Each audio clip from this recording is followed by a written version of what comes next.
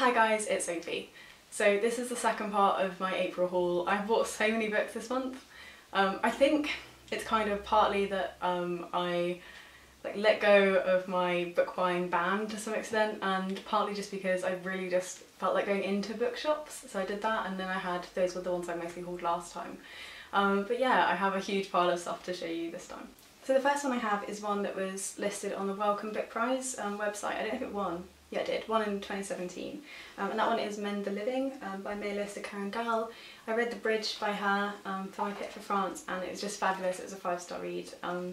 This one I think is about the story of a man who dies and whose heart is transplanted into somebody else, but it follows the heart, if that makes sense. Yeah, so kind of medical fiction, but obviously it's very good. I've heard really good things about this from Mercedes. And the next one I have is another one that I found on the Welcome Book website, and that is The Two Kinds of Decay, which looks like it's out of focus all the time and kind of grates my teeth, but whatever, by Sarah Manguso. So this is a memoir-esque book, kind of diary style I suppose, around a woman who has a rare autoimmune disease and kind of has to struggle with the fact that her body is never really going to work properly and is kind of eating her alive. I read that and was like, yes, I'm entirely interested already, but I actually read the end of a diary, Ongoingness by her, and really liked it. And yeah, just kind of the combination of knowing I already like the way that she writes and having such an interesting topic, I really think I'm going to enjoy this one, and it's that sort of short style that I'm probably going to read it in one go. And the next one I have is one that you will have seen if you've watched my recent vlogs, and that one is The Goldfinch by Donna Tartt. I really don't know anything about this book, to be honest. I just kind of got it because it was Donna Tartt, and you know, it's so fat and it looks fabulous. I think it's got like criminal undertones in it. I think for me, and probably for a lot of people on BookTube, this is just associated with Max from Well Done Books. But yeah, I don't know, I've obviously heard about it and known about it for a really long time, but I think it was just that it's so fat. I haven't picked it up, but I'm pretty sure I'm going to love it. And you know, I think the other thing that is really petty, that's the reason why I haven't picked it up, is if you guys know what The Secret History looks like and what The Little Friend looks like, they are black books with silver lettering, and it kind of annoys me that The Goldfinch is completely different to that, because my Donna Tartts will look strange, and I think I was holding out somehow in the back of my mind that they'd bring out a similar edition of that one, but yeah, it's not going to happen. And the next two I have are ones I was sent for review by Pam Macmillan, and the first one is the paperback copy of This Is Going to Hurt by Adam Kay.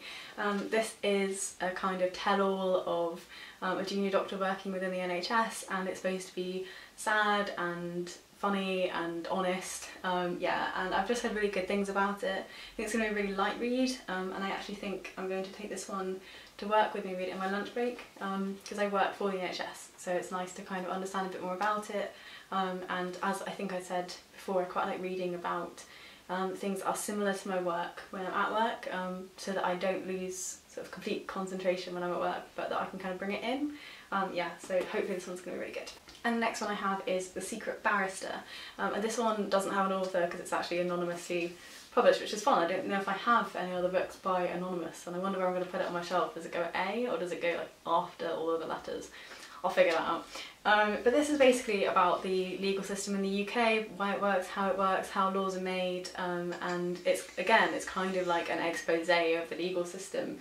I know a little bit about the legal system just because my mum trained to be a lawyer when I was still living at home, and she was always kind of studying, and then she went and worked in law, but this element of it is something I really don't know anything about. I also really like the cover. I think it's a really nice design, and I quite like yellow, though I don't like yellow just in general, but I feel like in covers it's very attractive. And then the next one is one that I spoke about in my latest Man Booker international discussion video, and this one is Frankenstein in Baghdad by Ahmed Saadawi, and this one was gifted to me by Acacia Ives.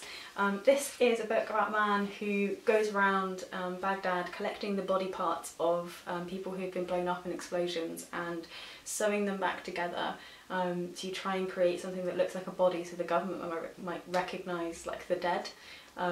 So it's a retelling of Frankenstein, but like this strange war-torn Iraq kind of nightmare. Yeah, it's longlisted for the Man Booker International, and yeah, it just sounds really good. I think it's going to be really unsettling. I think that's the sense I'm going to have from it, but kind of that magical realism. I wonder if people are going to come back to life or not. We'll see.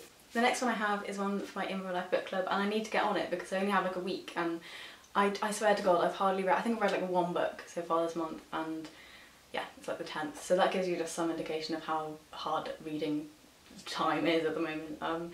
But I'm going to be reading Eleanor Oliphant is Completely Fine by Gail Honeyman, and I'm actually a bit nervous to read this because I'm pretty sure that this is me, and like, everyone's like, oh, she's so unlikable and annoying, and I'm like, oh shit. So we'll see, but yeah, it's just someone who doesn't really fit into like human life very well, and she's very cold and analytical. I don't know, I think I may relate too much, and maybe I'll just have to like pretend I don't. Yeah, we'll see how I go. I have heard really good things from pretty much all angles, so yeah, hopefully it's an enjoyable read. And then next I have How to Survive a Plague by David France. This one was shortlisted or longlisted for one of the Wellcome Book Prizes, and it's essentially the story of the AIDS epidemic. You guys know that in terms of my medical non-fiction, I really like specific, either around a person or a specific illness, rather than kind of a generic thing, and I think this should be one that appeals to me in that sense. I've also read a few books actually about AIDS and you know, how they spread, both fiction and non-fiction, and I don't know, I think it is something that's very political, and something that I suppose it'd be interesting to read it in terms of like from a scientific perspective, because I guess I've read it more from a political, social perspective. It's a bit of a beast, so we shall see how I get on. And then the last two I have are both like home design books. The first one I have is Monochrome Home, and this one is by Hilary Robertson. It's so friggin' pretty, like I just want to have all of these houses. But yeah, so I don't want to like design my own home, that's not the aim. I just really like looking at them, and I really like looking at nice interior design, and this is probably most what my house is like in the monochrome stuff.